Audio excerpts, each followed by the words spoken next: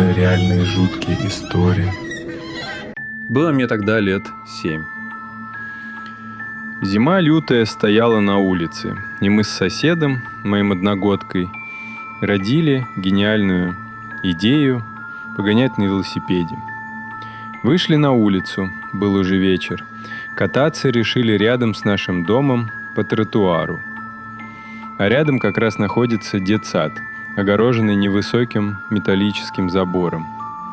Друг мой поехал первым, а я остался ждать его у точки старта. Присел на угол того самого забора. Сижу, предаюсь каким-то своим мыслям, как вдруг внимание мое привлекает характерный скрип снега. Как будто кто-то идет по тротуару в мою сторону. Я смотрю по сторонам, никого нет.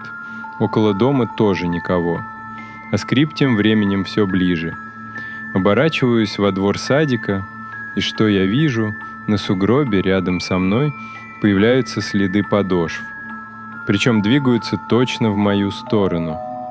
Так быстро я никогда не бегал. Что есть дури, рванул домой, за пару минут добежал. Родителям ни слова не сказал, ибо был слишком перепуган. Нынче я уже взрослый, но до сих пор стопудово уверен, что мне в тот вечер не показалось.